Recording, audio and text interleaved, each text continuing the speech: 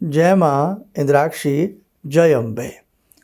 होली का पर्व पर आप सभी को बहुत बहुत शुभकामनाएं। होली, दीपावली हमारे बहुत बड़े पर्व हैं और इन्हें बहुत अच्छे से हमें मनाना चाहिए। इस बार होली का जो पर्व है इसमें बड़ा कन्फ्यूज़न लोगों को है, तो वो भी हम दूर करेंगे। होली में हमें क्या विशेष उपाय करने चाहिए, कैसे होली की पूजा करनी चाहिए और बहुत सारी बातें हैं इस अंक में आपको जानने को मिलने वाली हैं। तो सबसे पहले तो हम आपको ये बता दें कि इस बार जो होली है वो हम कब मनाएं। पंचांग अनुसार और शुद्ध गणित के हिसाब से आपको भी मालूम है कि पूर्णिमा की रात्रि में होलिका दहन की जाती है। और इस बार बड़ा कन्फ्यूज़न ये कि कुछ लोग 8 तारीख को रंग खेलेंगे, 7 तारीख को होलिका दहन करेंगे, कुछ लोग 6 और 7 की मध्य रात्रि में होलिका दहन करेंगे और 7 तारीख में रंग खेलेंगे, है ना, रंग वाली होली मनाएंगे। खैर, आप जैसे मर्जी करें, वो आपकी सबकी इच्छा है। अच्छे से करें, अपने तीज त्यौहार को आनंदमय तरीके से मनाएं।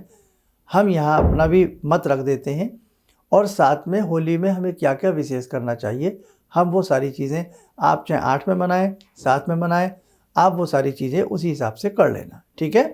अब देखो, 6 और 7 की मध्य रात्रि में होली का दहन होना चाहिए और 7 तारीख में होली रंग वाली होनी चाहिए। अब कारण क्या है कि होली पूर्णिमा की रात्रि में होली का दहन किया जाता है। 7 तारीख को पूर्णिमा दिन में है, शाम को 6:10-11 के बाद पूर्णिमा नहीं है। नंबर 1 बात, 7 तारीख को पूर्णिमा शाम के बाद नहीं है और 6 तारीख में शाम को मध्याह्न के बाद 4:20 के बाद पूर्णिमा प्रारंभ हो जाएगी, रात्रि भर पूर्णिमा रहेगी और अगले दिन 7 तारीख को पूर्णिमा शाम को ही समाप्त हो जाएगी, रात में नहीं है। ठीक, एक गणित ये समझें। लेकिन 6 तारीख को भद्रा है, भद्रा में होली का दहन नहीं किया जाता, लेकिन शास्त्रों में कहा है, जो मुहूर्त आदि के अच्छे ग्रंथ हैं, अगर स्थिति कमज़ोर पड़ती दिखाई दे पूर्णिमा अगले दिन की, तो उस स्थिति में जो भद्रिका होती है, भद्रा जो होती है, भद्रा का मुख छोड़ करके उसके पुच्छ में हम होली का दहन उस समय में कर सकते हैं। वो समय है रात्रि में 12 बजे, 12:30 बजे के आसपास से जाएगा। तो हो सकता है इतना रात्रि में लोग होली दहन ना कर पाएँ, तो वो अपनी सुविधानुसार या उस हिसाब से 7 तारीख को होली का दहन करें। अब एक चीज़ और ध्यान रखें, जहाँ पर सूर्य अस्त शाम को 6:10 पर हो जाएगा, वहाँ 7 तारीख को आप दहन कर सकते हैं और 8 तारीख की होली का रंग वाली होली मना सकते हैं। लेकिन जहाँ सूर्य 6:10 के 15-20 मिनट बाद होगा, तो वहाँ तो कायदा फिर 6 और 7 तारीख का ही बनता है। और बाकी देखो भैया, आप कंफ्यूज ना हो, जहाँ आपकी कॉलोनी में, मोहल्ले में, शहर में जिस हिसाब से होली मनाएं, आप उस हिसाब से मना लीजिए, अच्छे से मनाइएगा। बस अब मैं जो इसमें चीज़ें बता रहा हूँ वो आप सुन लीजिए, ठीक है। वो चाहे 7 में कर लेना, 6 में कर लेना, 8 में कर लेना, वो आप देख लेना। आगे बढ़ते हैं। होली में इसका नाम होली क्यों पड़ा, ठीक है। सबसे बड़ी बात ये भी है, देखो, कहते हैं कि प्रहलाद की बुआ का नाम भी होली था और इसके अलावा जो शुद्ध मान्यता है, होला का संस्कृत का एक शब्द है जिसका अर्थ होता है भुना हुआ अनाज, भुना हुआ अनाज। तो होली में अनाज की बालें, इसको हम नवा यज्ञ भी कहते हैं, नवान यज्ञ यानी कि नए अन्न का यज्ञ भी कहते हैं। किसान लोग इन दिनों में, आपको पता है, गेहूं की बालें आ जाती हैं, तो खेतों में से गेहूं की बाल ला करके उसे डंडी में बांध करके या हाथ से पकड़ करके या गन्ने में आगे बांध करके नई गेहूं की बालें भी उसमें वो भूनते हैं। तो एक तरह से अन्न का यज्ञ भी हो जाता है, नवान यज्ञ भी इसको कहा जाता है। बहुत सारी परंपराएं हैं। वैदिक काल में, प्राचीन काल में सोम यज्ञ इसको कहा जाता था। सोम लता की जो लताएं हैं उनका अर्क निकाल करके, रस निकाल करके नाना भांति से उसका यज्ञ किया जाता था, जो हमारे पर्यावरण के लिए, स्वास्थ्य की दृष्टि से लिए बहुत ही अच्छा होता था। लेकिन धीरे धीरे परंपराएं प्राचीन पड़ती चली गईं और वो उस प्रकार की विद्वता का ह्रास होता चला गया और धीरे धीरे हम अपने हिसाब से होली मनाने लगे।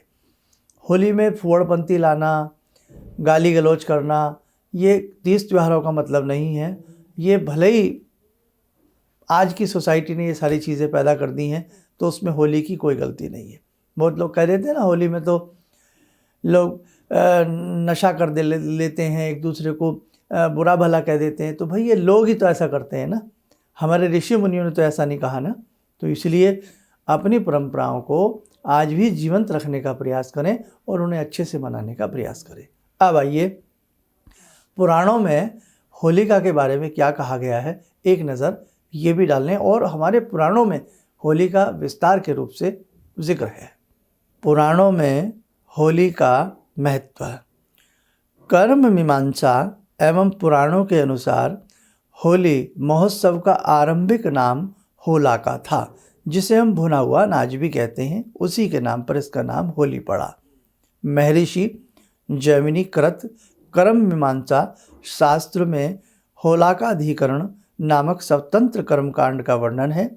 वात्स्यायन ऋषि ने पारंपरिक पर्व होलाका को श्रेष्ठ माना है। उधरम लिंग पुराण में फाल्गुन पूर्णिमा को फाल्गुनी की कहा गया है।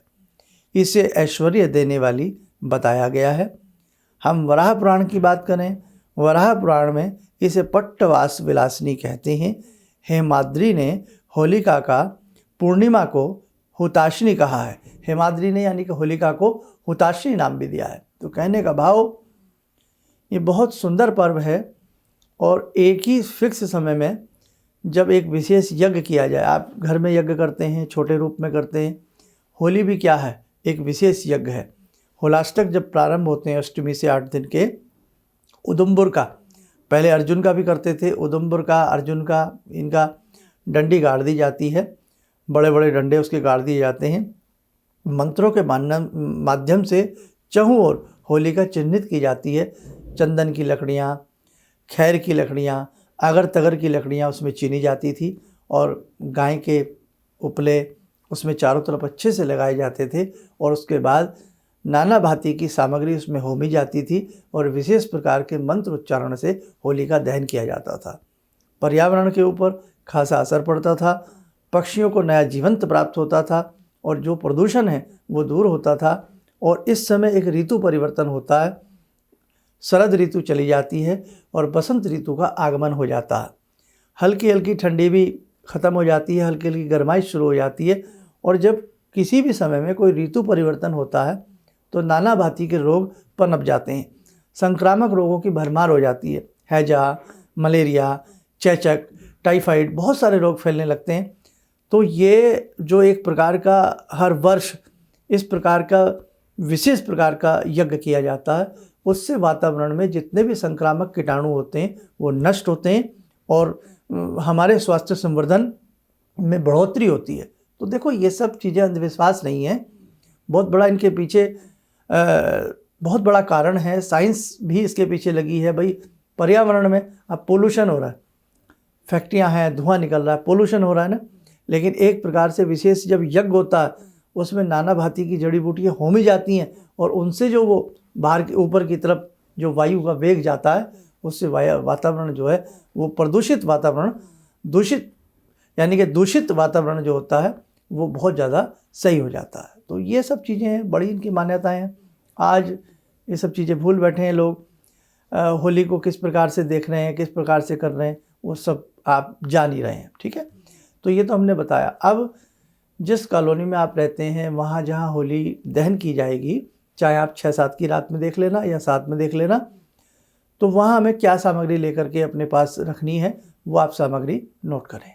होली पूजन की सामग्री: गंध, अक्षत, जल, पुष्प, धूप, दीप, अबीर, गुलाल, तांबुल, सुपारी, गुड़ व गेहूं की बाली, कच्चा सूत, गिलोई, अगर तगर, जटामासी, कपूर व घी, तेल में सना गुथा आटा। अब जहाँ होली दहन की जाएगी उसमें सुबह के समय में आपने क्या करना है, कच्चा सूत ले जाना और थोड़ा आटा ले जाना, गुड़ ले जाना, थोड़ा धूप दीप ले जाना, हल्दी ले जाना, मिष्ठान ले जाना गुड़ में, चाहे कोई गुड़ भी तो ज़रूर लेके जाना, थोड़ा मिष्ठान भी लेके जाना। होलिका मैया को प्रणाम करना और प्रणाम करके थोड़ा आटा, गुड़, धूप दीप अर्पण कर देना। धूप दीप हिसाब से करना, क्योंकि होली रात्रि में जलाई जाएगी, इसलिए आपके दीपक से कोई दिक्कत ना हो। छोटा सा दीप, बस जो थोड़ी देर के लिए 1-2 मिनट के लिए जब जले दीप, और जब तक आप दीपक की सुरक्षा ध्यान से करना, ठीक है। हल्की सी चाहे धूप बत्ती जला लेना और वहीं 3 परिक्रमाएं होली की करके 3 बार कच्चा सूत उसके चारों तरफ लपेट करके प्रणाम कर लेना। और प्रणाम करते समय रात्रि में एक प्रार्थना है, दिन में भी उस प्रार्थना को कर सकते हैं। क्या करना है आप नोट करें। यही प्रार्थना आप रात्रि में भी जब 3 परिक्रमाएं करें होलिका दहन के समय में, तब कर लें। हे होली देवी, तुम बसंत ऋतु और कामदेव की प्रिया हो, मेरे समस्त संकटों को दूर करो और मेरी सविधि पूजा स्वीकार करो। बस ऐसा आपको प्रणाम करके बोल देना है। और आप देखते हैं होली पर किस प्रकार से हास्य, विनोद, प्रमोद होता है, ठिठोली होती है। कैसा मन लगता है अगर तरीके से अबीर गुलाल के साथ होली खेली जाए। हमारे ऋषियों की परंपरा में टेसू का रंग, टेसू कहें, डेसू कहें, उसके फूलों का रंग बनाया जाता था। आज भी जो पुराने लोग हैं वो बनाते हैं। 1 किलो फूल ले लें, अच्छे से 5-6 लीटर पानी में बॉईल करके उसका बहुत सुगंधित पीले रंग का ओरिजिनल कलर बनता है। हमारे रोम छिद्रों में जब वो कलर जाता है ना, नाना भांति की बीमारियों को दूर करता है। हाँ, तो पहले कलर घर में बनाए जाते थे, आज केमिकल्स वाले कलर हैं जो हमारी बॉडी के लिए, हमारी स्किन के लिए भी खतरनाक हैं, आँखों में गिर जाएं तो भी खतरनाक हैं। इसलिए आप लोग प्रयोग करें केवल जो कच्चे, जो वैसे रंग है ना, जैसे गुलाल है, अबीर है, सिर्फ इनका ही आप लोग प्रयोग करें। केमिकल्स के रंगों का कदापि प्रयोग ना करें, ठीक है। नहीं तो टेसू के 1 किलो फूल ले आए, रंग बनाएं, बहुत अच्छा आपको लगेगा। बहुत लोग क्या करते हैं, और इसका एक प्रयोग और है, यदि सूती कपड़ा उस पानी में पूरा भिगो लिया जाए टेसू के रंग में, और धूप में लेटा जाए और अपने ऊपर वो कपड़ा पूरा डाल लिया जाए, तो धूप के कारण किरणें और उस रंग के साथ मिश्रित होकर के हमारे जब रोमकूपों के अंदर प्रवेश करती हैं तो नाना भांति की बीमारियों को ये दूर करती हैं। खैर, इतने विधि विधान अब कोई नहीं करता है। और आपने यदि गुंजिया बनाई हो, अब जैसे पूर्वी भारत में बड़ा अच्छा गुंजिया पकवान बनाई जाती हैं, तो थोड़ा थोड़ा सा होली के लिए ले जाए और उसे भी वहाँ रख करके प्रणाम करके अपने घर आ जाए। अब रात्रि में जब आपके यहाँ होली का दहन हो, वहाँ पहुँचे, गेहूं की बालें, हमारे किसान भाई थोड़ी गेहूं की बालें ले आए खेत में से, 4-5-6 बालें लंबी लंबी, और वो जैसे अग्नि में हम अन्न की आहुति देते हैं ना, आपने देखा हो, कोई ब्याह शादी हो, भट्टी हो, जब भट्टी लगती है तो हलवाई उसमें जो पहली जो भी चीज़ बनती है उसमें वो होमता है। तो ऐसे ही किसान भाई के लिए, खेती की फसल के लिए 5-7 बालियाँ ले आए और होलिका में उसे होमे, भूने। गन्ना है तो गन्ने के ऊपर उसके आखिरी स्टॉप पर बांध दें और गन्ने के साथ उसे भूने। गन्ने में भी स्वाद आता है, और वो आपकी थोड़ी भुनी हुई बालें घर ले आए, प्रसाद के रूप में वितरित करें। आपके खेत खलिहान में कृपा बरसेगी भगवान श्री हरि की। हरि की ही तो कृपा है कि जहाँ हिरण्यकश्यप जब चिढ़ता था कि उसका पुत्र क्यों श्री हरि करता है, क्यों श्री हरि करता है, बहुत जतन किए अपने ही पुत्र को समाप्त करने के लिए, सारे जतन फेले हो गए। अंतिम जतन उसको याद आया कि मेरी बहन हो जो है वो अग्नि स्नान करती है, उसे अग्नि की सिद्धि है, यानी कि वो अग्नि में भी नहा ले, अग्नि में बैठ जाए, वो जलती नहीं है।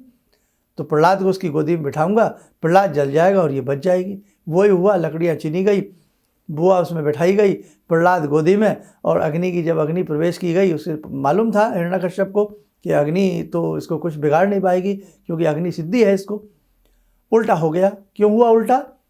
कि जो उसमें प्रहलाद की बुआ थी वो जल करके भस्म हो गई और प्रहलाद भगवान श्री हरि की कृपा से सुरक्षित रहे। क्यों हुआ ऐसा? सिद्धि का कुप्रदर्शन। जब भी कोई व्यक्ति अपनी सिद्धि का दुरुपयोग करने लगता है, कोई भी हो, तो वो सिद्धि उसके लिए उल्टा कार्य करने लगती है, और जब तक उसका सही प्रयोग करोगे सही काम आएगा। होली के साथ भी यही हुआ। तो कहने का मतलब भगवान ने कृपा की और जिस प्रकार से प्रहलाद की जान बची, और प्रहलाद भगवान श्री हरि के, विष्णु के, श्रीमन नारायण के एक अनन्य भक्त है, उसी प्रकार से आज के दिन भगवान श्री हरि का चिंतन करना, होली के दिन यानी कि भगवान श्री हरि का चिंतन करना, 1008 नाम पढ़ना, विशेष प्रकार से उनके मंत्र को दोहराना, आपके भी संकटों से भगवान श्री हरि आपकी रक्षा करेंगे। अब रात्रि में जहाँ होली दहन होती है वहाँ पहुँचे, वहाँ पहुँच करके अगर तगर जटामासी सुगंधित चंदन, सफ़ेद चंदन में सुगंध ज़्यादा होती है, थोड़ी शक्कर ले जाएं, गुड़ ले जाएं, घी ले जाएं, गोला ले जाएं, सुपारी ले जाएं, कुछ भी ले जाएं, ड्राई फ्रूट भी ले जाएं, थोड़ा थोड़ा उस होम में डालें ताकि हमारी प्रकृति में सौम्यता आए, क्योंकि ये सौम्यता का समय होता है। एक संधि वेला होती है। होली से बसंत जब प्रारंभ होता है तो आपने देखा है आम्र मंजरियों के ऊपर भंवरे गुंजन करने लगते हैं। पुलकित नए नए नवीन पत्ते, सुंदर सुंदर पत्ते हमें जंगल में दिखाई देने लगते हैं, खेतों में सुंदर पत्ते लहलाने लगते हैं। प्रकृति मानो एक आभूषण धारण कर रही हो। कितना सुंदर समय आ जाता है। आप कभी प्रकृति से जुड़िए, समझ में आएगा। तो ये समय कुदरती समय है चेंज होने का। प्रकृति बदलती है, नए पत्ते आते हैं, पल्लव आते हैं, प्रकृति वसुंधरा सुंदर हो जाती है, चहुं ओर हरियाली, खुशबू बयार फैल जाती है। वही मन में सुगंधित रंगों की होली जब चलती है। और ये क्यों है? क्योंकि नया वर्ष प्रारंभ हो रहा है, नई चीज प्रारंभ हो रही है, नई ऋतु प्रारंभ हो रही है, प्रकृति में बदलाव आ रहा है, हमारे जीवन में भी बदलाव आएगा। तो हम नए संवत्सर में भी अब प्रवेश कर जाएंगे, उसकी भी सारी हम आपको जानकारी देने वाले हैं। अब आपने सुबह होम लिया, प्रणाम करके आ जाइए। होली की जो राख होती है ना, अगले दिन सुबह जा कर के, अगर आपके यहाँ 6-7 तारीख की रात में होता तो 7 की सुबह जाएं, 7 तारीख की रात्रि में होलिका दहन होती है तो 8 तारीख की सुबह जाएं।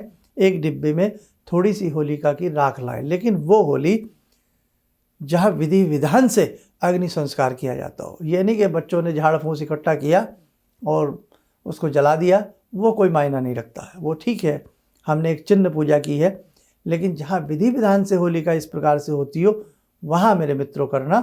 आपको ये होलिका की राख साल भर घर में रखी जाती है और इस राख को हम थोड़ा सा चाट भी सकते हैं। घबराने पर कोई बच्चे के ऊपर हमें ऊपरी चीज़ या कुछ ऐसा नज़र टोक की असर आता है तो उसके मस्तक पे भी लगा सकते हैं। हर दृष्टि से होलिकी की राख जो होती है वो एक तरह से सुरक्षा का कार्य करती है। इसका आप त्रिपुंड भी लगा सकते हैं। और बाकी 4-5 दिन बीच में है, सुबह हमारा 7 बजे प्रोग्राम आता है, उसमें हम सारी चीज़ें आपको स्टेप बाय स्टेप बताएंगे। इस बार हम सुरक्षाकारी आपको एक मंत्र भी देना चाहते हैं, जिस मंत्र की सिद्धि आप 6 और 7 तारीख की रात्रि में करिएगा। वो मंत्र आपको 1-2 रोज़ में हमारे सुबह वाले कार्यक्रम में हम आपको वो मंत्र बता देंगे। अब होली में कुछ और भी सुझाव दिए जाते हैं, वो बड़ा अच्छा रहता है, उन्हें भी आप नोट करें। विशेष उपाय: जो लोग फाल्गुन पूर्णिमा के दिन एकाग्र चित्त से हिंडोले में झूलते हुए श्री गोविंद पुरुषोत्तम का नाम दोहराते हैं, मानसिक रूप से उनका दर्शन करते हैं, वह निश्चित ही वैकुंठ लोक में वास करते हैं। यदि स्वयं या किसी को अत्यधिक भय लगता हो, एक सूखा नारियल, लौंग, काला तिल, पीली सरसों पीड़ित व्यक्ति के ऊपर से 21 बार उतारकर होली की अग्नि में डालें, भय का नाश होता है। यदि बार बार हानि, आर्थिक क्षति होती हो तो होलिका दहन की शाम को अपने मुख्य दरवाजे पर यानी चौखट पर गुलाल की ढेरी पर आटे का 2 मुखी दीपक जला करके रखें और दीप पर भी हल्का सा गुलाल छिड़क दें। दीप के सम्मुख मानसिक रूप से हाथ जोड़ करके प्रार्थना करें, आर्थिक हानि न हो ऐसी प्रार्थना करें।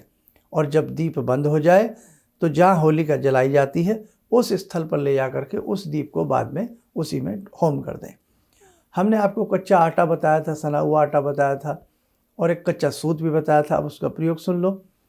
आटा जो सना हुआ आप ले गए ना, तो कई बार उसका पुतला सा बना दिया जाता है और उसको चाकू से काटा जाता है। उनके लिए जहाँ आपको लगता है कि कोई क्रिया आपके ऊपर की गई है और चाकू से काट करके इस भावना से कि जिसने भी कुछ किया है साल भर में हमारे ऊपर नज़र टोक जो भी है वो इस चाकू के प्रहार से कट रहा है और उसको बाद में उस होमती होली में ही डाल दिया जाता है।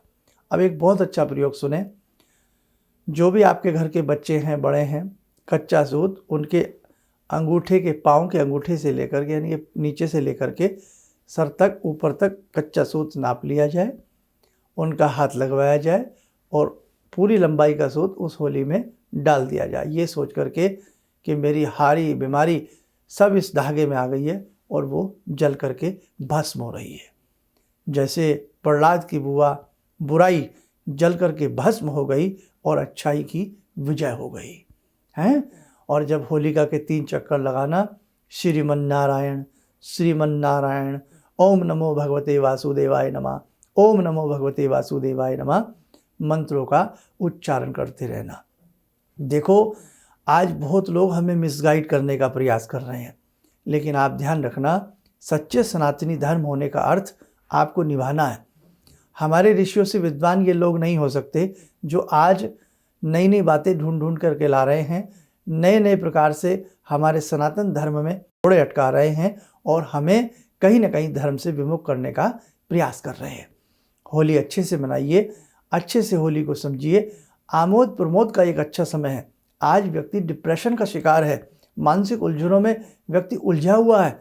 कुछ पल अपने जीवन में हंसने के, हंसाने के जरूर निकालिएगा, है ना। तो हमारे तीज त्यौहार हमें यही नहीं कहते, हमारे तीज त्यौहार हमें हंसना भी सिखाते हैं, हमारे तीज त्यौहार हमें गले लगना भी सिखाते हैं, हमारे तीज त्यौहार हमें एक दूसरे को बाहों में भरकर होली की शुभकामनाएं देना भी सिखाते हैं। इसलिए वैर भाव भूल करके अनेकता में एकता उत्पन्न करने का प्रयास करें। अपने पुराने बिछड़े मित्रों को जरूर फ़ोन करें, संभव हो सके अपने घर उन्हें होली की दावत दें, ताकि प्रेम पूर्वक हम इस तीज त्यौहार को मना सकें। इस तीज त्यौहार में बहुत लोग जो फोड़पंथी की बात करते हैं ना, तो वो फोड़पंथी भी कहीं कहीं जानबूझ करके पैदा की जाती है। मैं ज़्यादा कुछ ना कहूँ, कम में ही ज़्यादा को समझने का प्रयास करना। अपने तीज त्यौहारों को गरिमा पूर्वक आप लोग बनाना। आपके घर में भी यदि कोई व्यक्ति गलत तरीके से कोई नशा करता है, कुछ करता है, उसे समझाइए कि भैया क्यों उंगली उठवाते हो, क्यों आप ऐसा काम कर रहे हो, है ना। तो बस नाराज़ मत होना अगर मैंने कुछ आपको गलत कहा हो। और बाकी बहुत अच्छे से ये होली का पर्व आता है, रोज़ रोज़ ऐसे मौके नहीं मिलते हैं और इसे तुम लोग बहुत अच्छे से मनाने का प्रयास करना। देसी रंगों का प्रयोग करना, अबीर गुलाल का प्रयोग करना। और एक प्रयोग और लास्ट बचा, होलिका दहन की रात्रि तुम 6 तारीख को भी ऐसा कर लेना शाम को, और 7 को भी कर लेना, क्योंकि डबल ही इस बार देख लेना, सब कुछ डबल होने वाला है। तो आपने क्या करना है, 6 तारीख की रात को भी 3 रेखाएं अपनी बाहर की चौखट पर उससे बना देनी है, गुलाल से, हरा पीला 3 रंग के गुलाल से बना देना, ताकि कोई भी आसुरी चीज़ आपके घर में प्रवेश ना कर पाए, आपके घर की सुरक्षा हो। ऐसे ही 6 की रात को कर देना, ऐसे ही 7 की रात को कर देना, 3 रेखाएं बना देना लक्ष्मण रेखा समझ करके। लक्ष्मण जी ने देखो ना, बाण की नोक से एक ऐसी रेखा का निर्माण किया कि उस रेखा का साइंस क्या रहा, क्या उसमें ऐसा कोई केमिकल्स था कि एक बुरी भावना से व्यक्ति उसके अंदर पैर रखे तो उसमें अग्नि प्रकट हो जाए।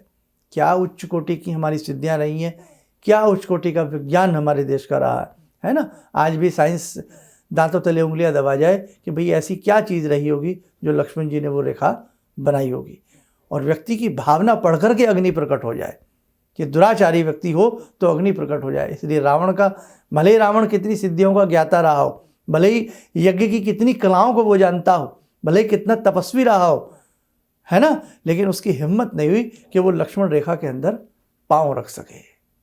समझिए, आप मामूली देश के बच्चे नहीं हैं, आप साधना स्थली में पैदा हुए हैं, आप भारतवर्ष की भूमि में पैदा हुए हैं। आप मामूली समझ रहे हैं अपने आप को, आपके देश में गंगा जी हैं। आप मामूली मत समझिए अपने आप को, मामूली लोगों की बातों में मत आइए। बस इतना हमसे आपसे रिक्वेस्ट करते हैं। और आज का जो हमारा ये अंक है, हमने बहुत हृदय की गहराइयों से आप सबके लिए प्रस्तुत किया है। इस प्रकार के जितने भी अंक हैं उन्हें शेयर किया जाए। अपने धर्म के नाते, सनातन धर्म के नाते आप हमारे जितने भी ये अंक हैं उन्हें लोगों तक पहुंचाइए, लोगों तक, ताकि समझ में जानकारी आ सके कि हमें कैसे होली को मनाना है और कैसे हमें बहुत सारी चीज़ें करनी है। बस अब ज़्यादा कुछ ना कहते हुए, बाकी मंत्र मैं आपको 1-2 रोज़ में दे दूंगा कि हमें 6-7 तारीख की रात्रि में कौन सा विशेष मंत्र पढ़ना है और हमें और भी क्या क्या छोटी मोटी बातें करनी है, वो सारी जानकारी हम आपको डे टू डे देते चलेंगे। आप स्वस्थ रहें, सुखी रहें। इन्हीं शुभकामनाओं के साथ हम अपनी वाणी को विराम देते हैं। चलते चलते होली की ढेर सारा प्यार, बहुत बहुत सारी आप सभी को शुभकामनाएं। जय जय अम्बे। भगवान से जुड़ो और भगवान को से जुड़ने का जरिया आपने बताया, बहुत अच्छा लगा, बहुत धन्यवाद। और सनातन धर्म को जिंदा रखने के लिए आप जो प्रयास कर रहे हैं बहुत सराहनीय है। हम लोग को मौका मिला है, हम लोग भाग्यशाली हैं जो आपके करीब आने का हम लोग को मौका मिला है। हमारे विभिन्न ज्ञानवर्धक कार्यक्रम देखने के लिए आप हमें अभी सब्सक्राइब करें, बेल आइकन को प्रेस करें ताकि आप देख सकें हमारा कार्यक्रम सबसे पहले। और अधिक जानकारी के लिए फेसबुक पेज को लाइक करना न भूलें।